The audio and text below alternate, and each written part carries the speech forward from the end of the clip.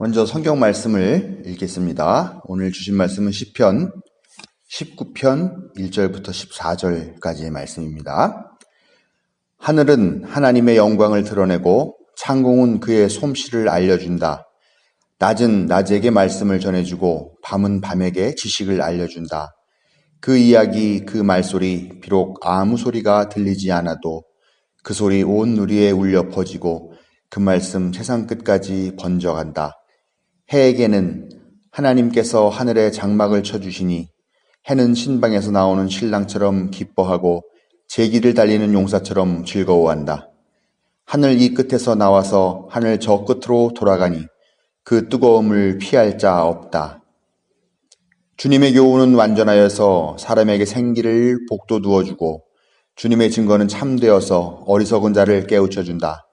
주님의 교훈은 정직하여서 마음의 기쁨을 안겨주고 주님의 계명은 순수하여서 사람의 눈을 밝혀준다. 주님의 말씀은 티없이 맑아서 영원토록 견고히 서 있으며 주님의 법규는 참되어서 한결같이 바르다.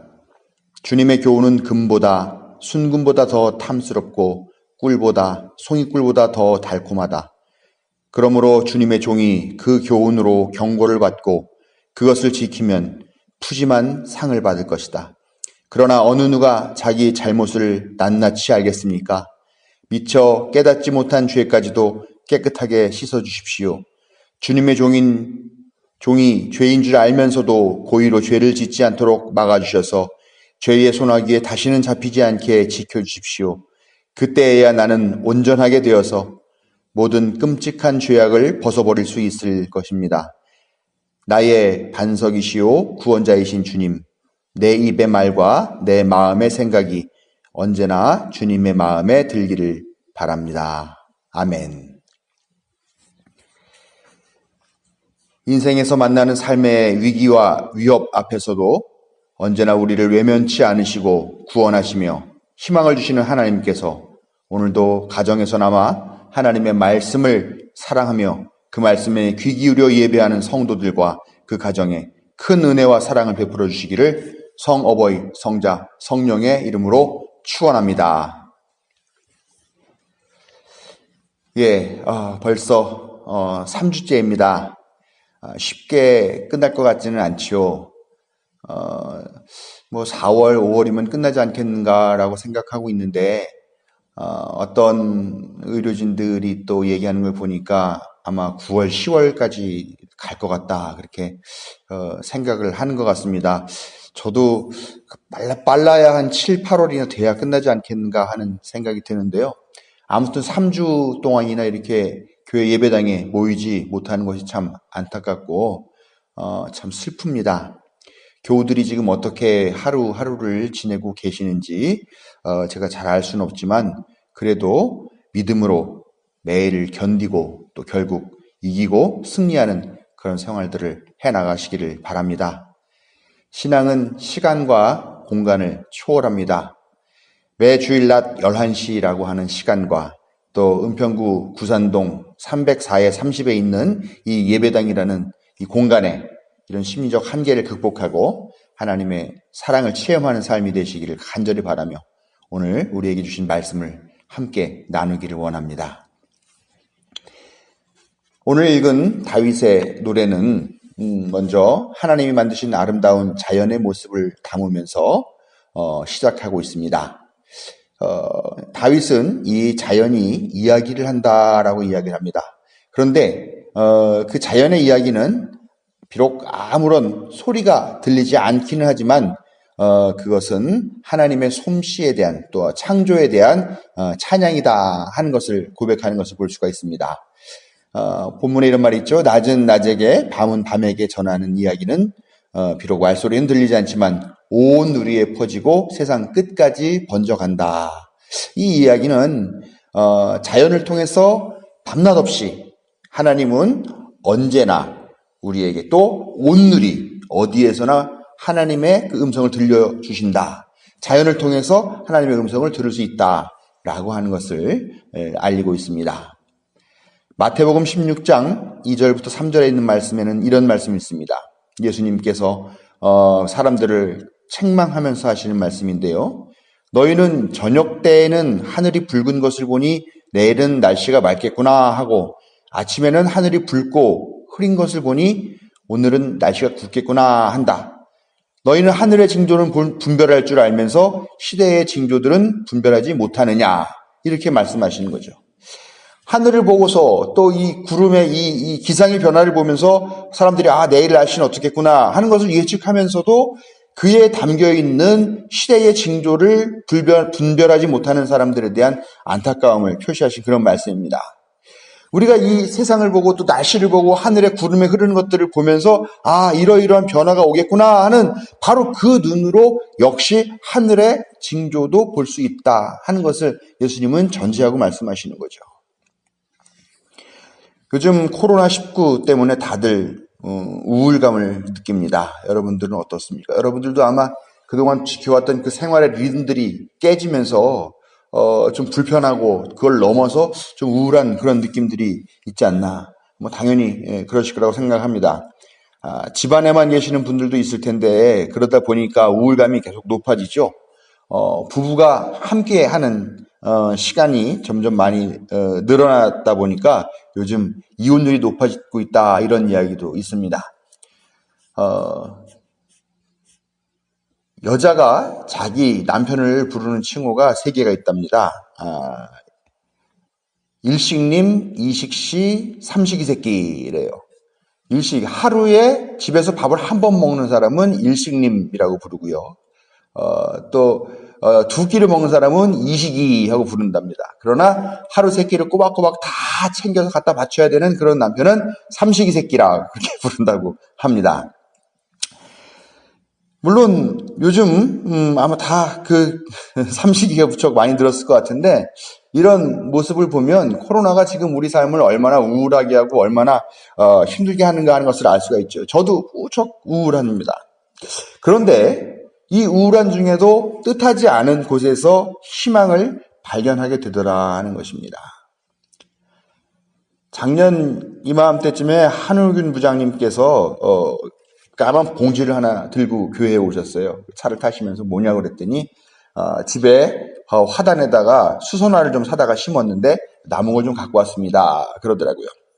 그래서 뭔가 여기서 이렇게 화분에다 옮겨 심었습니다. 이렇게 파같이 생긴 게 이렇게 나와 있었는데 그게 심은 지 얼마 안 돼가지고 다 시들시들 말라 죽더라고요. 결국은 다 뽑아버렸죠. 그래서 이거 왜 갖고 오자마자 죽습니까? 하고 물어봤더니 그거는 원래 꽃필 때만 살고 안 때는 그렇게 없어지는 겁니다. 그래요. 근데 그게 봄에 잠깐 싹을 그 줄기 때가 올라오는 걸 보고 그 이후에는 한 번도 본 적이 없으니까 이 화분을 버려야 될까, 이 죽은 게 아닐까 하는 생각이 계속 들었다라는 거죠. 그런데 이게 웬일인가? 정말 쥐 죽은 듯이 고요했던 그 화분에서 올 월초 아마 지난달 말쯤부터 이렇게 조그만 뭐가 돋아나기 시작하더라고요. 지금은 한 손가락 하나 정도 되는 그런 정도의 길이로 자라나 있었는데요. 그거를 발견하면서 이거 참 대단하다, 신기하다 하면서 봄이 오고 있구나 하는 그런 마음을 갖고 얼마나 희망이 부었는지 모르겠습니다. 그래서 제가 그 사진을 찍어서 우리 교회 단체 톡방에다 이렇게 올렸더니 여러분들도 같이 그 사진을 보면서 기분 좋은 글들을 이렇게 달아주신 것을 기억하고 있습니다. 이 수선화가 봄이 오는 것을 알려주었죠. 겨울이 끝나고 봄이 오듯이 코로나도 끝날 것이라는 그 희망을 저는 또 여러분은 이 수선화에서 발견했을 줄로 믿습니다. 겨울이 되어서 죽은 듯이 보이지만 봄이 되면 다시 깨어나고 생명을 시작하는 것이 어떻게 보면 우리가 생각하는 부활의 사이클을 떠올리게 하지 않나 하고 생각합니다. 사실은 이 수선화뿐만이 아니라 너른 들판에서 또 화단에서 또 화분에서 또 바위 틈새에서 또 아니면 콘크리트 바닥이나 또 아스팔트 바닥 그 틈새를 비집고 올라오는 그 작은 새싹들, 그 모든 새싹들이 사실은 우리가 절망을 떨쳐내고 떨쳐내는 희망과 또 죽음을 이기는 그 부활의 소식들을 듣게 해주는 그런 것이었음을 새삼스럽게 그 수선화를 보면서 느끼게 되더라라는 것입니다. 자연은 하나님이 우리에게 말씀하시는 귀중한 통로이자 또 방법입니다. 우리는 매 주일날마다 신앙 고백을 하죠. 하나님은 성서와 자연, 역사와 생활을 통해 우리에게 말씀하신다라고 말입니다. 그런데 그런 자연인데 우리는 이 자연을 너무 이용과 개발의 대상으로만 이해하고 있는 것은 아닌가 하는 그런 반성을 해야 할 때입니다. 지난 주일은 우리가 탈핵주일로 지키지는 않았지만 탈핵주일이었습니다. 3월 11일은 일본 후쿠시마 핵사고 9주기가 되는 그런 날이죠. 핵, 그러면 우리가 참 손쉽게 뭐 청정에너지다고도 말하고 그러는데 그래서 정말 손쉽게 전기를 생산할 수 있는 그런 저렴한 발전법이라고 생각을 하고 있습니다. 그러나 사실은 거기가 보니까 그런 핵과 관련되어 있는 여러 가지 뭐 직업이라든가 직군이라든가 직종이라든가 이런 사람들, 이런 학계와 이런 모든 이익이 맞물려 있기 때문에 또 기업에 또 이익이 맞물려 있었기 때문에 그렇게 이야기하는 거지, 사실 알고 보면은 상당히 큰 치유될 수 없는 그런 상처를 남기는 그런 발전법이라는 것을 알게 된 것이죠. 그리고 그것이 우리 자녀들에게, 우리 후손들에게 고스란히 떠넘겨지는 부채죠. 지금 당장은 값싸게 보일지도 모르겠습니다. 그러나 그 모든 비용들을 다 합친다면 고스란히 후손들에게 남겨지는 부채라는 거죠. 핵 폐기물이 완전히 다 분해가 되려면 뭐 5,000년, 뭐 5만 년, 뭐 이렇게 우리가 상상도 할 수 없는 그런 많은 시간이 흐른다라고 합니다. 거기다가 체르노빌이라든가 또 일본의 후쿠시마 원전 같은 그런 예에서도 우리가 충분히 찾아볼 수 있죠. 저나 여러분들이나 우리 생선회를 참 좋아하는데 이게 지금 생선회를 앞으로 얼마나 더 먹을 수 있을까 하는 그런 안타까움들이 있어요.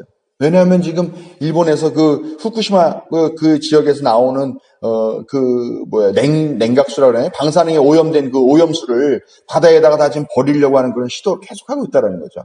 그럼 그 바다라는 게 무슨 경계가 있습니까? 어디든지 막 흘러가게 되다 보면은 그런 방사능 오염이 심각해질 텐데, 그런 걸 먹을 수 있을까? 우리 자녀들한테 그걸 먹일 수 있을까? 하는 그런 걱정을 하게 되더라라는 겁니다. 전 세계적으로 핵발전의 폐해를 다 알고 각 나라들이 이제 핵발전소를 아직 수명이 남아있음에도 불구하고 조기 중단한다거나 지금 있는 그런 핵발전소들을 폐기하고 또 다시는 더 짓지 않겠다라고 그렇게 결의를 하고 또 친환경 발전으로 다 전환을 하고 있는 그런 상황이지만, 지금 한국에서는 여전히 핵에 대한 그런 잘못된 낭만에 빠져 있고 또 핵발전을 해야 한다라고 하는 요구하는 그런 목소리가 큰 것이 사실입니다. 당장 뭐 올해부터 전기세가 오른다고 그래요. 뭐 그런 핵발전 줄이고 그다음에 화석 연료로 하는 거 줄이고 하다 보면은 당연히 전기세가 오르겠죠. 그래서 사람들이 지금 다 아우성을 치고 막 이 정권을 욕하고 있고 막 그렇습니다. 그렇지만 우리가 이것을 좀 더 값싸게 이 전기를 쓰겠다고 해서 자녀들에게 금전적인 것뿐만이 아니라 환경적으로도 치명적인 그런 대가를, 부채를 떠넘기는 것이 합당한 것인가 하는 것에 대해서는 우리가 미처 생각하지 않고 지나가는 일이 많은 것 같습니다. 우리 아이들이 하나님의 말씀을 듣는 통로로 이용해야 할 것이 바로 자연이죠. 그런데 이 자연이 황폐화가 된다면 우리 자녀들은 하나님의 음성이 아니라 자연의 절규와 신음소리만 듣게 되지 않겠습니까? 자연에 대한 소중함을 배우고 자연을 통해 하신 하나님의 말씀을 이해하고자 노력하는 것이 아니라 하나님의 말씀을 내는 그 자연의 입을 오히려 틀어막고 그 입에 재갈을 흘리고 그 입을 상처 입게 하고 하는 그런 것 같습니다. 이것이야말로 어리석은 선택이자 죄의 기림을 진지하게 깨달아야 되겠습니다. 오늘 말씀을 생각하면서 우리가 이제부터는 좀 작은 불편과 작은 지불을 감당해야겠다라고 하는 그런 결단을 해야 하겠다 생각합니다. 어쩌면 이미 늦었을지도 모르겠습니다만 지금부터라도 우리의 마음을 새롭게 먹는 것이 중요하겠습니다. 그리고 그것이 참된 신앙인의 자세인 줄로 믿습니다. 자연을 통해 우리에게 들려주시는 하나님의 이 이야기는 뭔가? 이 이야기는 다윗은 그것을 하나님의 교훈이다라고 이야기를 하고 있습니다.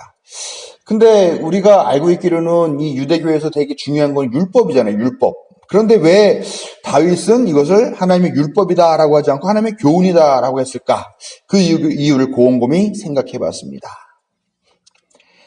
하나님의 말씀은 우리를 막 강제로 억압하고 막 이 말을 듣지 않으면 내가 널 벌 주겠다거나 너가 곱게 늙어 죽지 못할 거다라든가 너 벌 받을 것이라 하는 그런 식으로 우리를 억압하고 협박하는 것이 아니라 우리 스스로 깨달아 알고 그래서 따르게 하려고 하는 그런 성격이 있는 것이 하나님의 말씀인 거죠. 하나님은 그런 분이십니다라는 겁니다. 바로 우리에게 생기를 주려고 하는 그런 말씀을 해주시는 분. 그러나 그것이 강제적인 건 아니라는 거죠. 생기라는 것이 무엇일까 생각해 봅니다. 하나님이 흙으로 사람을 지으시고 그 코에 생기를 불어넣었다라고 이렇게 창세기는 전하고 있습니다. 그제서야 사람이 육신과 더불어 영혼을 가진 그런 생령이 되었다라고 하죠. 우리 세번역에는 생명체가 되었다라고 이야기를 하고 있는데요. 바로 이 생명, 이 기가 바로 사람이 사람답게 살게 하는 힘이고 생명이 살아있음을 증명하는 그런 기운이고 이것이 우리 안에 들어오고 이것이 우리를 살아있게 한다는 것입니다. 생기라는 것은 강제적이고 폭력적인 방법을 통해서 얻어지지 않습니다. 자발적인 깨달음과 자발적인 창조성 이런 것들과 또 그것을 삶에 적응할 때 생기 넘치는 인생이 되는 것이 이 생기의 원리죠. 이 말은 뭐냐면 생기가 하나님이 우리에게 주시는 것이긴 합니다만 우리가 자발성에 의해서 그것을 받아들이고 또 우리가 그걸 수용하게 될 때 본격적인 힘으로 변환된다라고 하는 것입니다. 죽을 병에 걸리거나 아니면 사고로 의식을 잃고 식물인간이 되어서 병원에 누워있는 그 사람, 그래서 생명 연장 장치를 달고서 호흡을 유지하고 있는 그 사람, 과연 그런 사람에게 생기를 찾아볼 수 있을까요? 결코 생기를 느껴볼 수는 없습니다. 생명이 있을지는 모르지만 생기는 찾아볼 수 없습니다.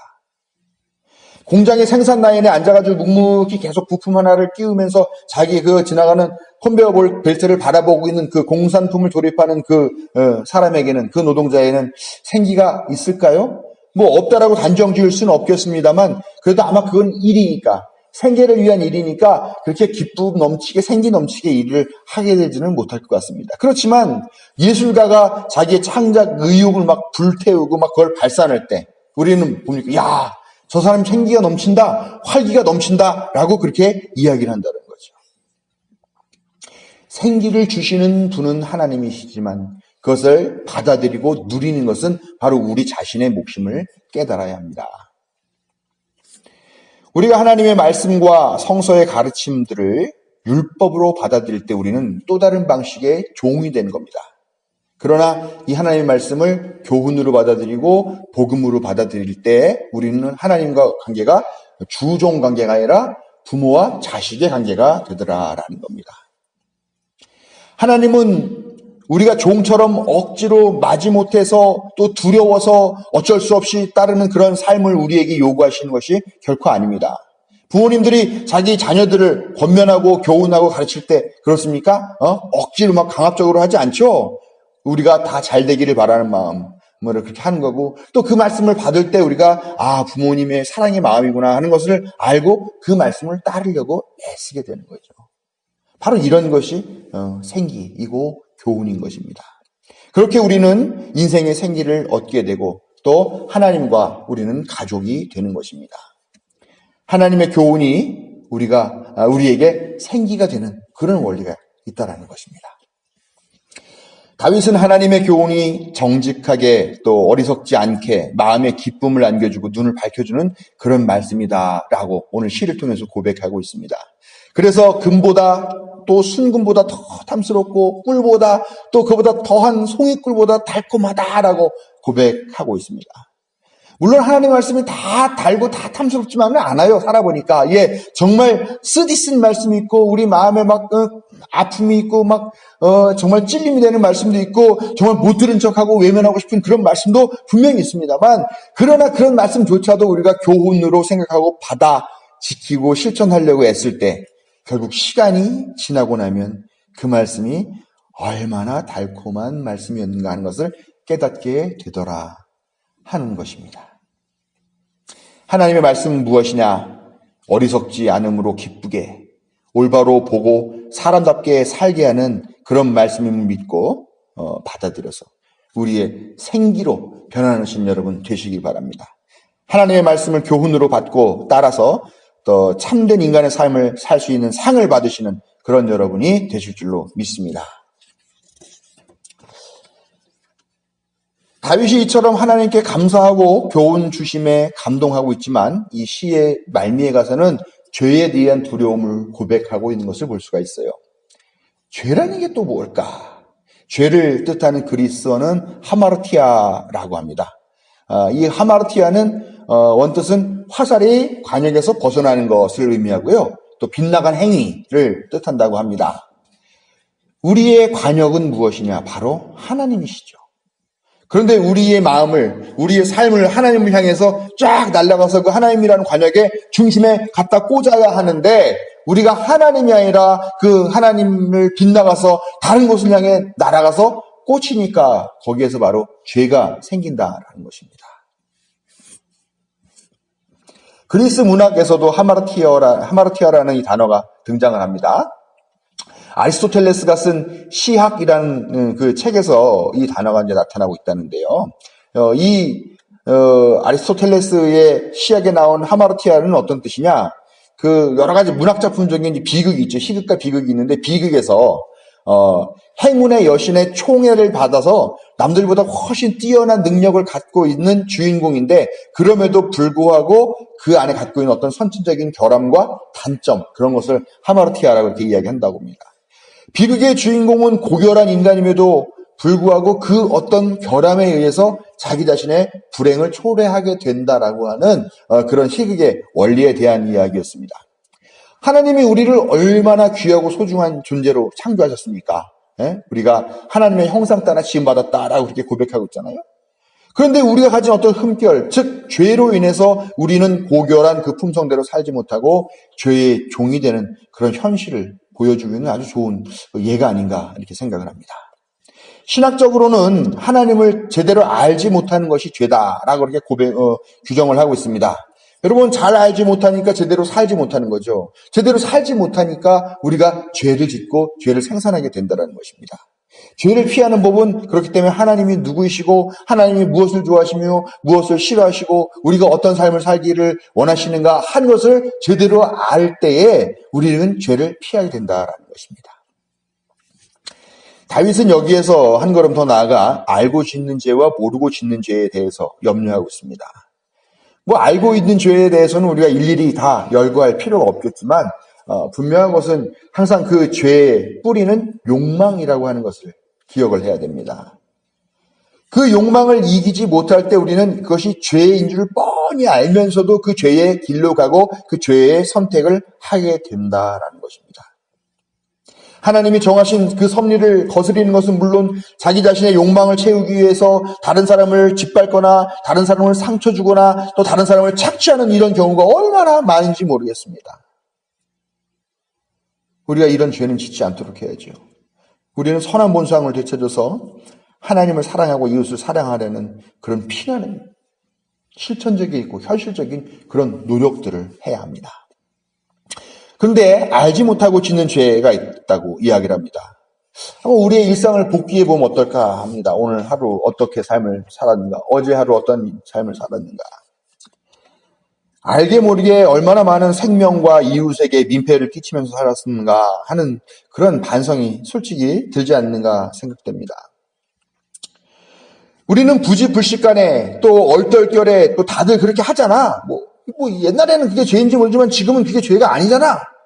그리고 나도 모르게 내 몸에 또 나의 뇌에 밴 이런 습관 때문에 어쩔 수 없이 이렇게 됐어.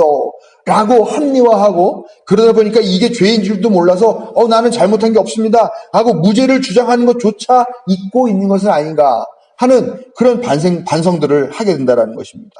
아마 그런 게 알지 못하는 죄가 아닐까 이렇게 생각합니다. 우리 삶은 지금 죄를 지을 자유만이 있을 뿐입니다. 그러나 우리는 핑계를 이렇게 댈지 모르지만 우리가 뭐가 죄인지 다 알아요, 사실. 충분히 인식하려고 하지 않기 때문이고요. 예? 또 우리가 매 순간순간 우리의 행위나 행동이나 생각에 대해서 인식하려고 하지 않고 습관적으로 하기 때문에 매 순간 우리가 좀 더 첨예하고 좀 더 예리하고 섬세하게 이렇게 살지 않기 때문에 민감하지 않기 때문에 우리가 이것이 죄라는 심각한 그런 문제점을 발견하지 못하고 있을 뿐이지 사실은 다 알고 있죠. 왜냐하면 조금만 생각해보면 알죠. 우리가 지성을 갖고 이만큼 배웠는데 왜 그걸 모르겠습니까? 더더군다나 우리의 양심이 우리를 얼마나 불편하게 만듭니까? 이기적인 목적을 위해 죄를 짓고 합리화하는 것이야말로 우리가 갖고 있는 원죄성이 아닐까 하는 생각을 한번 해보게 됩니다. 죄는 필연적으로 타인의 고통을 수반하고요. 관계를 파괴하기 때문입니다.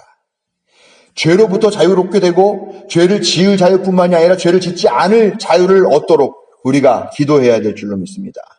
바로 하나님의 교훈과 가르침을 통해서 우리가 그 자유를 얻을 수 있습니다. 또 예수 그리스도의 삶을 따르는 우리의 발걸음으로 인하여서 우리가 죄로부터의 자유를 얻는 그런 구원의 길을 동행할 수 있다는 것을 믿어야 합니다.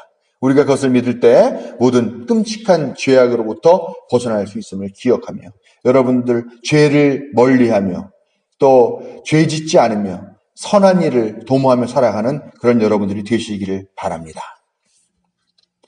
오늘 다윗의 시를 전체적으로 보면 우리가 살고 있는 이 세계의 모습이 하늘의 하나님을 향하는 그 세계와 이어져 있구나 하는 것을 보여주고 있습니다. 뭐냐? 매일같이 마주치는 이런 아름다운 자연의 풍경, 자연에서 벌어지는 여러 가지 현상들과 섭리 이런 것들을 통해서 우리가 하나님을 발견할 수 있게 된다 하는 것을 이 시가 말해주고 있다는 거죠. 자연은 우리에게 계속 끊임없이 말을 걸어오는데 그 말을 걸어오는 내용이 뭐냐? 하나님의 교훈이라는 거죠. 그리고 그것을 통해서 우리가 죄의 문제를 해결할 실마리를 얻게 된다 하는 것이 바로 오늘 시의 주제가 아닌가 생각합니다. 그렇기 때문에 우리가 매일매일의 삶을 충실하게 살아야 할 이유를 발견합니다. 오늘도 하루의 삶을 통해 또 하루만큼의 은혜를 체험하고 하나님께로 한 걸음만큼 더 나아가는 성도 여러분들에게 큰 사랑과 자비가 내리시기를 기원합니다.